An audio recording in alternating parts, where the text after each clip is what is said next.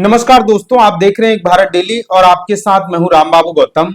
80 के दशक में भारत में एक फिल्म आई थी और उसका नाम था शोले।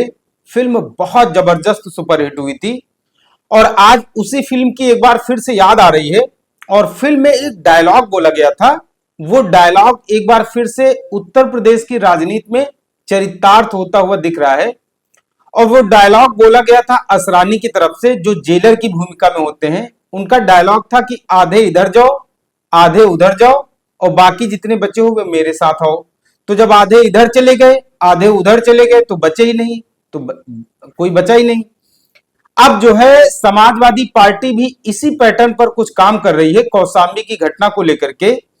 और समाजवादी पार्टी कहीं ना कहीं जो है वो डबल स्टैंडर्ड पॉलिटिक्स खेल रही है।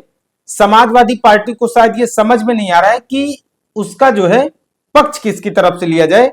समाजवादी पार्टी इस जो कौशाम्बी कांड हुआ है इसको लेकर के बहुत असमंजस की स्थिति में है कि वो पीडीए का नारा देती है, उस पीडीए में ओबीसी परिवार का पक्ष ले, पाल परिवार का, या फिर माता प्रसाद पांडे को जो कि जो है अभी नेता प्रतिपक्ष बनाया गया था, ब्राह्मण परिवार का पक्ष ले। तो इस ओबीसी और ब्राह्मण परिवार के पक्ष को लेकर के समाजवादी पार्टी बहुत ज्यादा कंफ्यूजन में है। अब इसी कंफ्यूजन में समाजवादी पार्टी की तरफ से दो डेलीगेशन बना दिए गए हैं। समाजवादी पार्टी कौशाम्बी में जो घटना घटित हुई है, सबसे पहले वहां पर ब्राह्मण परिवार का उन्होंने समर्थन किया और आरोप लगाया कि पुलिस के फर्जी केस की वजह से जो है तिवारी परिवार जो है तबाह हुआ। अब मामला सोशल मीडिया पर बहुत ज्यादा चला, अब उसमें पाल परिवार का भी पक्ष लेना पड़ा क्योंकि मामला ओबीसी और पीडीए से जुड़ा हुआ था। तो अब देखिए समाजवादी पार्टी जो है वो बहुत ज्यादा एक तरीके से कहीं ना कहीं जो है वो बहुत भंवर में फंसती चली जा रही है। और समाजवादी पार्टी ने कौशाम्बी की घटना का सच पता लगाने के लिए दो डेलीगेशन बनाए हैं। एक डेलीगेशन जाएगा पाल परिवार के यहाँ और दूसरा डेलीगेशन जाएगा तिवारी परिवार के यहाँ। दोनों डेलीगेशन जाएंगे, अपनी अपनी अलग अलग रिपोर्ट लाएंगे और उसके बाद वो पार्टी में सबमिट करेंगे। ये तो खबर है। अब आपको मैं एक और मोटी मोटी बात बता दूं कि जो पार्टियां होती हैं दरअसल इनके नेता बहुत चतुराई से काम करते हैं कि चित भी अपनी और पट भी अपनी, इसी में जो है काम किया जाता है, इसी फॉर्मूले पे, इसी सिद्धांत पे। अब आप ये समझिए कि जो राजनीतिक पार्टियां जिनके जिला स्तर पर संगठन है, इसके अलावा विधानसभा स्तर पर संगठन है, इसके अलावा ब्लॉक स्तर पर संगठन है, इसके अलावा गांव स्तर पर इनकी बूथ कमेटियां होती हैं। अब आप सोचिए 4-5 लेयर का संगठन और हर जिले में एक बहुत बड़ा नेटवर्क। क्या नेताओं को यह पता नहीं रहता है कि वहां पर जो घटना घटित हुई है उस घटना में पीड़ित पक्ष कौन है और आरोपी पक्ष कौन है? क्या इसके बारे में जानकारी नहीं रहती है? नेता सब जानते हैं। दरअसल नेता बहुत जमीन से जुड़े हुए होते हैं, लेकिन जनता को कैसे गोल गोल घुमाया जाए यह भी नेता बहुत अच्छी तरीके से जानते हैं। तो समाजवादी पार्टी ने दो डेलीगेशन बनाए हैं कौशाम्बी के लिए। एक डेलीगेशन जाएगा पाल परिवार के यहाँ, दूसरा जाएगा तिवारी परिवार के यहाँ। अब मैं आपको इस खबर की सच्चाई बताता हूं। अब इसको जो है ग्राउंड जीरो से पड़ताल की जाए इस खबर की। समाजवादी पार्टी की तरफ से ट्विटर हैंडल से एक ट्वीट किया गया 10 जून को शाम को 7 बजे। इस ट्वीट में लिखा गया कि समाजवादी पार्टी के राष्ट्रीय अध्यक्ष श्री अखिलेश यादव जी के निर्देशानुसार समाजवादी पार्टी का जो प्रतिनिधि मंडल है वो 12 जून को कौशाम्बी जाएगा और कौशाम्बी थाना सैनिक तहसील सिराथू ग्राम लोहदा निवासी श्री छोटका तिवारी उर्फ राम बाबू तिवारी ने जो आत्महत्या कर ली थी, जिसकी जानकारी तथा शोकाकुल परिवार से मिलने हेतु प्रतिनिधि मंडल जो है ग्राम लोहदा जनपद कौशाम्बी पहुंचेगा। अब आप ये समझिए जो है इसके अलावा लिखा है, इसमें लिखा गया है कि प्रतिनिधि मंडल के जो सदस्य हैं इसमें पुष्पेंद्र सरोज हैं जो कि सांसद हैं, मान सिंह यादव हैं एमएलसी हैं, पवन पांडे पूर्व मंत्री हैं, संतोष पांडे पूर्व विधायक हैं, दयाशंकर यादव हैं और इसके अलावा जो है शिवमूर्ति राणा है, तो ये शहनवाज अहमद है। इतने सारे लोगों को तिवारी परिवार के यहाँ भेजा जाएगा। मतलब तिवारी परिवार के यहाँ जो भेजा जाएगा डेलीगेशन, उसमें समर समाज के लोगों की अच्छी खासी संख्या रखी गई है ताकि मामला जो है बैलेंस किया जा सके। अब आप एक तो ये वाला आपका ट्वीट हो गया, इसमें वो कह रहे हैं कि प्रताड़ित किया गया उनको, इसलिए उन्होंने जान दे दी, शोकाकुल परिवार। अब दूसरी खबर आई है 10 जून को पहले 7 बजे तिवारी परिवार के लिए ट्वीट किया गया कि डेलीगेशन जाएगा कौशाम्बी। अब उसके बाद 1 घंटे बाद पाल परिवार की सुध ली गई समाजवादी पार्टी की तरफ से और 8 बजे एक ट्वीट किया गया। इसमें लिखा गया है कि समाजवादी पार्टी के राष्ट्रीय अध्यक्ष अखिलेश यादव जी के निर्देशानुसार समाजवादी पार्टी का प्रतिनिधिमंडल 12 जून 2025 को कौशाम्बी जाएगा और थाना सैनी, तहसील सिराथू, ग्राम लोधा निवासी पाल समाज के व्यक्ति की पुत्री से रेप की घटना दबंग व्यक्तियों द्वारा की गई। जो तिवारी परिवार, अभी तक समाजवादी पार्टी जिस तिवारी परिवार को कह रही थी कि फर्जी तरीके से फंसा दिया गया और तिवारी परिवार के एक सदस्य को जान देनी पड़ी, अब उसी तिवारी परिवार को समाजवादी पार्टी कह रही दबंग। आप समझिए इस खबर को, दबंग व्यक्तियों द्वारा की गई, जिसकी जानकारी तथा पीड़ित परिवार से मिलने हेतु प्रतिनिधि मंडल ग्राम लोधा, जनपद कौशाम्बी जाएगा।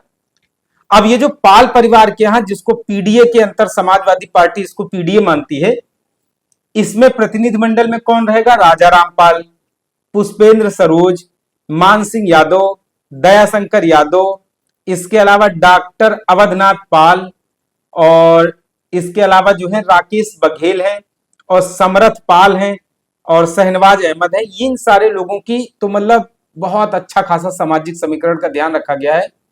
जो ब्राह्मण तिवारी परिवार के यहाँ जाएगा उसमें सवर्णों की अच्छी खासी संख्या रखी गई है, और जो इधर पाल परिवार के यहाँ जाएगा वहां जो है पीडीए, जो ओबीसी समाज के लोगों की संख्या काफी ज्यादा रखी गई।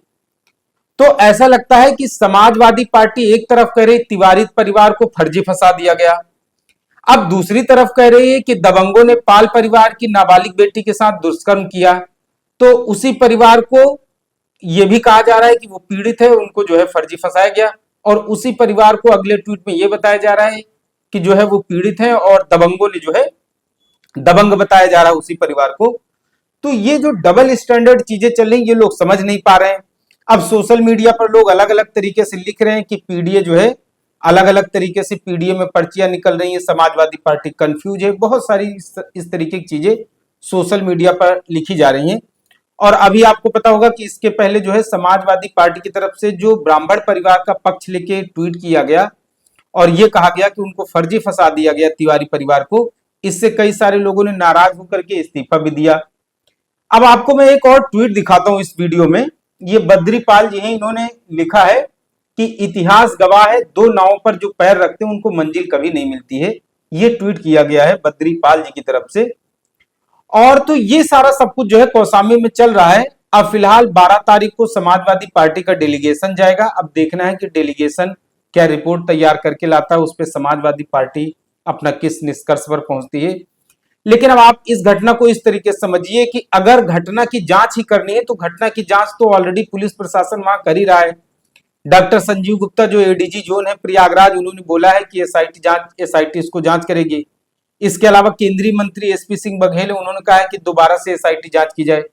तो जब इसमें जांच जो है वो अधिकारियों की तरफ से की जाएगी तो फिर इसमें पार्टियों के डेलीगेशन की क्या भूमिका है?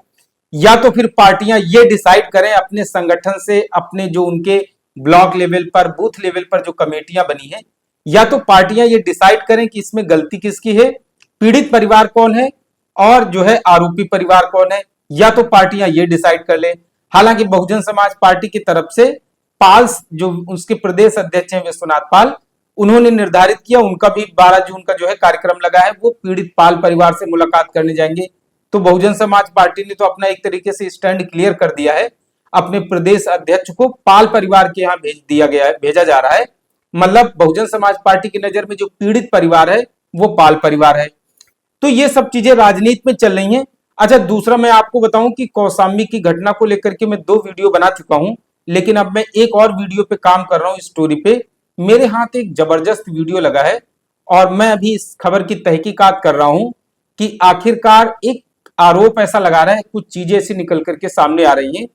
दरअसल वहां पर जो ग्राम प्रधान है भूप नारायण पाल, उनकी और जो राम बाबू तिवारी जिन्होंने जान दे दी है, दरअसल चुनाव लड़ा गया था और राम बाबू तिवारी के बारे में कहा जा रहा है वो चुनाव हार गए थे, शायद कुछ इस तरीके की रंजिश थी। तो अभी मेरे पास पूरी खबरें नहीं आ पाई हैं, इसकी मैं पड़ताल कर रहा हूं, तथ्य इकट्ठा कर रहा हूं।